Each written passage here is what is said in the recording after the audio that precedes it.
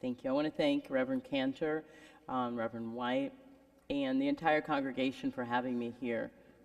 It really is an honor and a privilege to be with you. I was here a few years ago, actually, with Morris Dees, the founder of the Southern Poverty Law Center, and had an opportunity to work with a number of you all then, and I enjoyed it, and I'm happy to be back.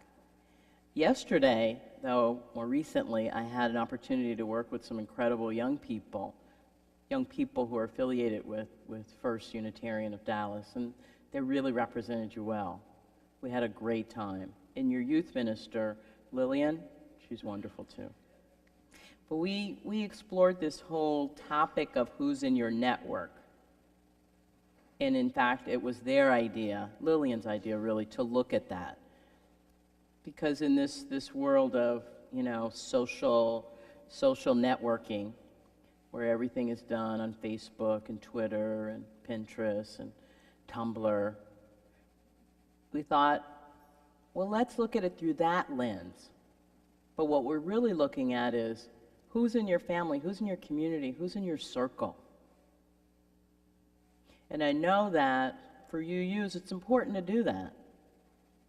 It's important for me also to kind of just pause every now and again and give a good hard look to who's in my circle, who are my friends, who am I connected with, who's feeding me and who am I feeding, what am I learning and who am I learning it from. Yesterday I pushed the young people and myself and the adults that were there to even dig a little bit deeper, not only looking at who was there, naming who was there, but to really look at who those people are.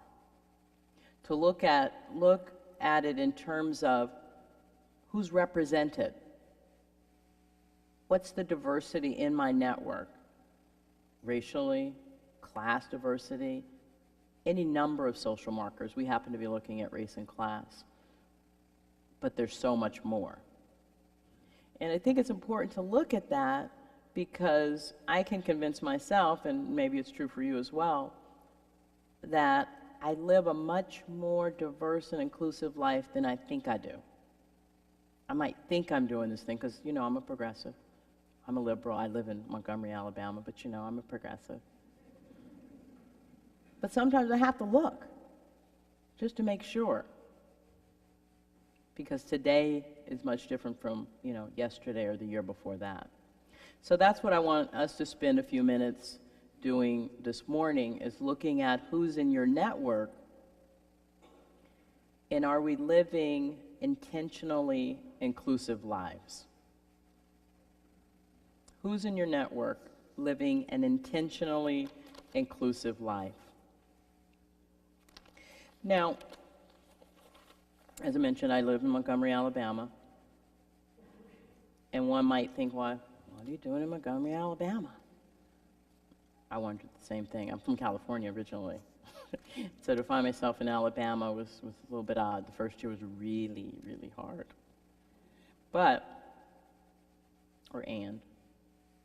have the great honor of working for the Southern Poverty Law Center. That's where they are. And they do incredible, incredible work. It's a social justice nonprofit organization that's dedicated to ensuring justice for society's most vulnerable members. And we do that through litigation, education, and advocacy. So the opportunity to join them was real compelling. It didn't matter that it was in Montgomery, Alabama. I wanted to do the work.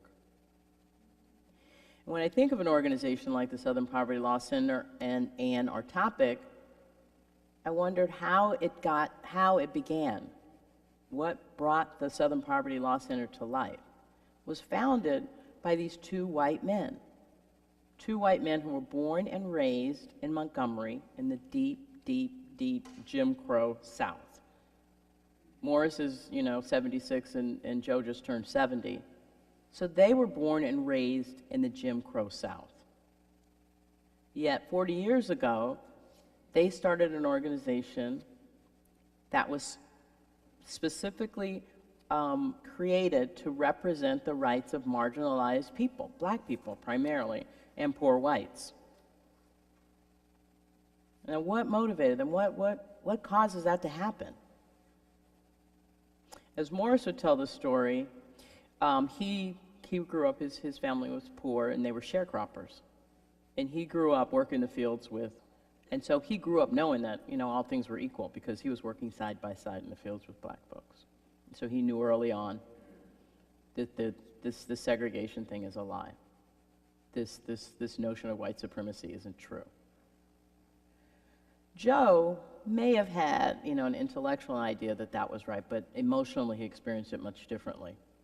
It wasn't until he was in college and he belonged to a Jewish fraternity, and a Klan organization called the United Klans of America burned a cross on his fraternity's front yard, lawn, did he realize, there's something going on in Montgomery, Alabama. And he had an epiphany and began to put two and two together. Even with that happening, they still didn't have to found the Southern Poverty Law Center. Again, remember, they began, their early cases were representing marginalized black folks. Didn't have to do it.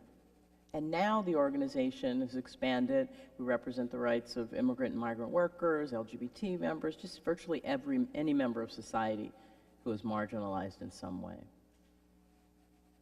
So when I think about kind of what motivated them or what caused them to expand their networks, I was struck by, was this circumstantial or was it intentional? Because people think Morris is God, really. He was born this way. He was, something motivated him too. But it was a circumstance, as I see it, a circumstance. He was placed in a circumstance that really caused him to think and reflect, but then he had the opportunity to do the right thing or not. He had the opportunity to expand his network or not. Same with Joe. They're both brilliant attorneys. They could have been, they didn't have to be public interest attorneys. But they both took these different circumstances and then turned it into an intentionally, they moved to expand their networks with intention. And so what I would say to you is that each of us have those circumstances in our life where we kind of meet new people, have an opportunity to learn of or learn about injustice that is targeting a particular group of people, be it in college, be it in the workplace, be it in programs that are sponsored by the church. But what do we do with those circumstances? Because I believe that we're each responsible for what we do with those circumstances and how we act upon them so that we move ourselves into intentionally expanding our networks. It's not going to just happen on its own. Even though in this country we're experiencing tremendous demographic shifts right now. But that won't make you expand your network either.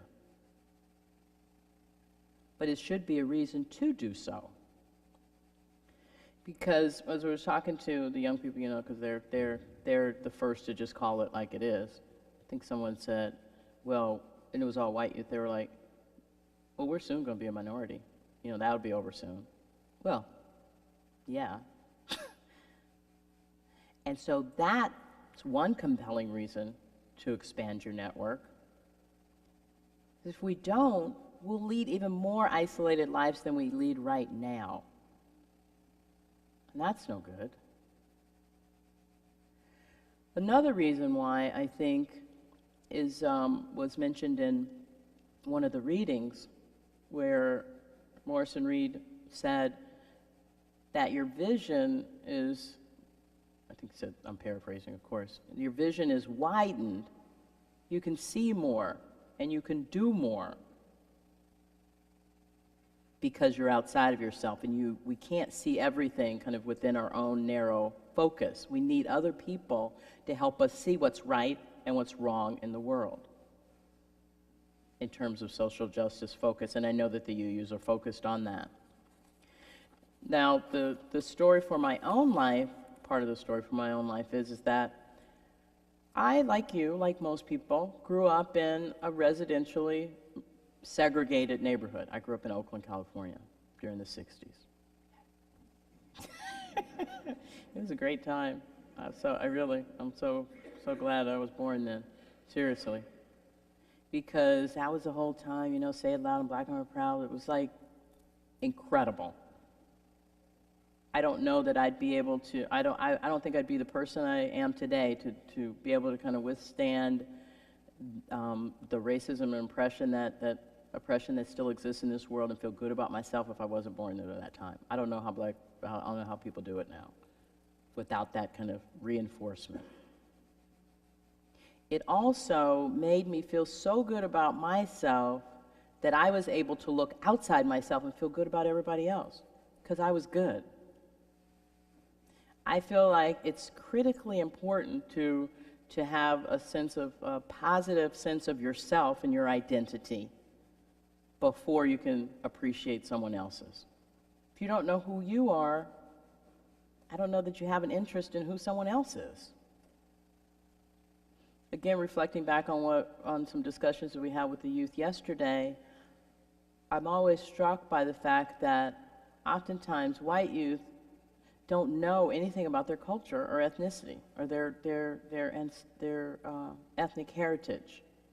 And that saddens me, because how can I engage them in a discussion about what's vitally important to me about my background, and they have no frame of reference? Then that's where we get into conversations where, oh God, you're talking about that again? I'm completely bored. Why are you talking about that? So I really truly believe that we'll build this inclusive, multicultural, vibrant community when each of us brings more of ourselves to the table. This whole notion of creating an inclusive life leads to creating an inclusive community. So I had this experience when I was in high school. I got to go to this camp. You all probably have camp programs like this, but it was an intense experience for me. So we were encouraged to talk about kind of who we were relative to race and gender, sexual orientation, religion, all of it. It was a week of just intensity. But it changed my life because I got to talk about who I was, but I got to also listen to other people's stories. For the first time, I got to kind of, learn about anti-Semitism. I didn't grow up with Jews in my neighborhood. I didn't know anything about it. I'd heard about it. But when I heard from people my age talking about their experiences with anti-Semitism, that changed my life, and I can never allow kind of anti-Semitic comments to happen in front of me because of those relationships. So it was then that, as a result of that program, that prompted me to say, I want to live this. I want to create this. I want to recreate this experience in my life. And so I purposed to do so. And through that meant kind of developing and nurturing relationships with people who didn't look like me. To move outside of my neighborhood and my community, or who was in my those that were within my intimate circle, to those that were not. And to develop real relationship, which I'm here to tell you is work. Not just simply taking advantage of opportunities that were there, but creating opportunities. Taking a risk and inviting someone to lunch, to dinner, to my house, in my home. Exposing my son to things that were different. And it paid off. My life is so much richer, and I haven't lost a thing. I still feel good about who I am, and the thing is that I still get to talk about who I am, which is fabulous. And they listen because I listen to their stories. So I am who I am. I'm whole. My life is whole. I feel good about all of who I am, and I have a deeper appreciation for people who are different. I'm telling you, it's wonderful. But it really, really does take work. It's much, much easier to just stick with like those who I know. I've known them for years. And someone told me after the morning service, the earlier service, that that's good, but you know it's harder the older you get. I know it is. It is. You meet fewer people. You kind of, you're in your own, you're set in your own ways. But you know what? It could be an exciting, second half of your life too, if you just purpose to do that and just switch it up and change it. Oh my gosh, how exciting would that be? So, really, that was the message that I wanted to share with you, is that one, I want to encourage you, each of you, to examine who's in your network, really, beyond just who's on your friend list, that you have 800 friends or you have 1,000 Twitter followers, but really those people that you connect with and who you talk to and who you share your stories with and who you seek out for support. There's so much more out there. You just don't even know. You can't even imagine the ways you can be loved and supported until you try. And as I told the earlier service, that I know that it's really important to the UUs. We have a great UU fellowship in Montgomery. Thank the goddess, seriously, for the UUs in Montgomery. And I'm grateful for you as well. I'm also grateful that you all continue to look at this whole notion of expanding. And how did you put it? The small print in your program, committed to achieving racial and cultural diversity. I'm happy to see it there. I'm happier still to know that you're really striving to do that. In your life, you. In whatever way that is. Talking to somebody at the store, I don't know. But when each of you do it, when each of you are engaged in doing that, when each of you are engaged in that commitment for real in your life, the UU fellowship will be reflected in the fellowship. I believe it, but you have to do it. And I know that some people are out there doing it today. And I want to encourage you and validate what you're doing and encourage you to do more. Because it's important. Okay? That's all. Thank you.